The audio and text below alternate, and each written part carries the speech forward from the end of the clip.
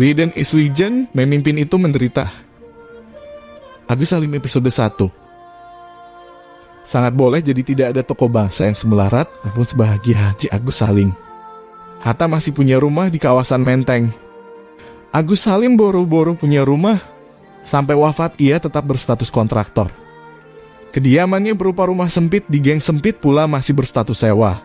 Ketika sang penghuni, Agus Salim, wafat pada November 1954. Padahal, kurang apa posisi yang pernah ia sandang salah satu dari 9 perumus pembukaan UUD 45, anggota Dewan Volksraad, diplomat ulung yang meraih pengakuan internasional pertama bagi RI, dan Menteri Luar Negeri era revolusi itu wafat. Baru setelah itu beberapa tahun kemudian, anak-anaknya patungan membeli rumah kontrakannya itu demi mengenang sang ayah. Sepanjang hidupnya Agus Salim hidup nomaden berpindah-pindah dari kontrakan di satu geng ke geng lainnya di berbagai kota. Di dalam geng sempit itu, berkelok dari jalan utama, menyelusup geng pada perkampungan di sudut kota, di tempat becek, di kawasan kumuh. Di sanalah Agus Salim dan istrinya, Sainatun Nahar, menjalani hari-hari mereka. Di Jakarta, pasangan ini pernah tinggal di daerah Tanah Abang, Karet, Petamburan, Jatinegara, di geng-geng Kernolong, Tua Pekong, geng listrik, dan masih banyak lagi. Khusus ketika tinggal di geng listrik menjadi kenangan tersendiri. Di geng listrik justru Haji Agus Salim dan istrinya Sainatun Nahar hidup tanpa listrik gara-gara tak sanggup membayar iuran listrik. Salah satu muridnya yang juga diplomat pejuang, Muhammad Rom, mengenang kasur gulung, ruang makan, dapur, dan tempat menerima tamu di kontrakan Haji Agus Salim bersatu dalam satu ruangan besar. Nasi goreng kecap mentega menjadi menu favorit, khususnya ketika keluarga Salim sedang tidak ada makanan lain yang lebih bergizi dan tidak ada uang. Murid politiknya yang lain, Kasman Singodimejo, mengagumi kondisi guru besarnya itu sambil mengingat ada giumnya yang menciutkan hati.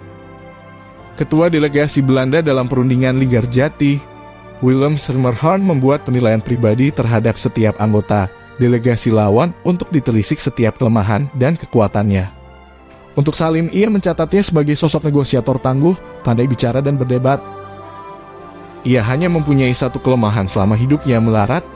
Mungkin nanti akan ada pendekatan khusus agar Salim tidak galak-galak amat dalam perundingan. Biar miskin, Salim ternyata tidak pernah mempan disogok, baik terang-terangan maupun secara tersamar. Baginya, jangankan yang haram, yang halal saja belum tentu ia mau. Perawakannya kecil, doyan merokok, dan sangat cerdas. Setidak-tidaknya Salim mampu berbicara dalam 9 bahasa. Selera humornya tinggi, dan ia bisa melucu dengan lancar dalam ke-9 bahasa itu. Haji Agus Salim tidak terlahir sebagai orang papa. Lingkungan keluarganya berada dan ia sempat lama memiliki pekerjaan bergaji besar yang bisa menyenangkan keluarganya secara materi. Ia baru jatuh miskin gara-gara jatuh cinta kepada host Cokroaminoto. Ditugasi sebagai intel politik, Salim malahan terjun penuh sebagai pejuang kemerdekaan. Di luar dugaan, Haji Agus Salim di masa muda ternyata sangat tampan. Kalau lahir zaman sekarang, rasa-rasanya mudah baginya untuk menjadi bintang sinetron. Foto ini sangat jarang beredar, sehingga kita terbiasa dengan penampilannya di usia lanjut dengan jenggot panjang yang sering membuatnya diolok-olok lawan politiknya mirip kambing. Meskipun miskin untuk ukuran orang kebanyakan, Salim sendiri merasa dirinya baik-baik saja. Karenanya, rasa percaya dirinya selalu tinggi, tidak pernah minder atau canggung di lingkungan manapun. Dalam urusan satu ini Salim mirip BK. Ia bisa berbincang dengan Pangeran Philip, suami Ratu Inggris, sama nyamannya dengan kalau ia bicara dengan Hansip yang di tengah ronda malam mampir ke rumah kontrakannya. Dengan segala keunikannya itu, Agus Salim dijuluki The Grand Old Man. Sebagai ulama, Salim dikenal mengedepankan rasionalitas. Misalnya dalam soal berpuasa yang lazimnya mengikuti waktu matahari terbit dan terbenam. Ketika berdiplomasi di markas besar PBB New York, Amerika Serikat, Salim sahur pukul 4 subuh dan berbuka pukul 7 malam seperti kebiasaan di Indonesia dan Jeddah.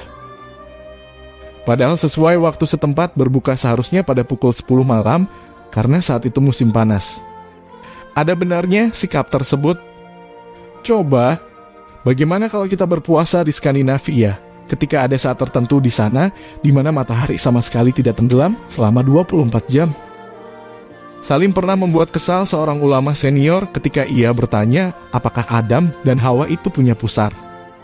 Dijawab oleh sang ulama punya mereka kan manusia seperti kita. Dari mana si ulama tahu sampai segitu yakinnya? Salim bertanya lagi, berarti mereka berdua ada yang melahirkan, bukankah? Pusar itu penghubung antara janin dan rahim ibunya, sehingga janin tersebut memperoleh asupan oksigen dan makanan. Si ulama sok tahu itu terkesiap lalu mencak-mencak dan mengutuki Salim sebagai ahli bidah murtad, calon penghuni neraka, dan seterusnya. Dalam urusan ini Salim lagi-lagi mirip BK. Di dekat rumah pengasingan di Enda ada tetangga yang memelihara anjing. Omi menyukai anjing itu dan sering memberinya makan. Suatu ketika kaki Omi dijilat anjing itu oleh Bu Amsi, mertua BK. Omi disuruh mencuci kakinya sampai 7 kali. Sekali di antaranya dicampur pasir atau tanah, seperti ajaran orang-orang tua dulu yang mengutip sunnah Nabi. BK berbisik Omi cukup mencucinya sekali saja dengan sabun sampai bersih. Omi bertanya mengapa tidak 7 kali seperti kata nini nenek. Karena di zaman ini, muda dulu belum ada sabun. Haji Agus Salim lahir dengan nama asli Musyidul Haq, bermakna pembela kebenaran, di Koto Gadang, 8 Oktober 1884. Di masa kanak-kanak keluarganya merekrut pengasuh dari Jawa Timur. Panggilan sayang sekaligus hormat untuk anak laki-laki khas Jawa Timur termasuk Madura adalah Gus. Sapaan ini bisa berlanjut sampai yang bersangkutan berusia lanjut, khususnya di kalangan dekat. Contohnya adalah Gus Dur. Sapaan itu yang selalu dipakai sang pengasuh, sampai akhirnya malahan mengaburkan nama aslinya. Teman-teman sekolahnya ikut memanggil Gus lalu Agus. Karena ayahnya bernama Sultan Muhammad Salim, maka nama Salim ditambahkan sehingga menjadi Agus Salim. Di sekolah pertamanya, ia terdaftar sebagai Obes Salim.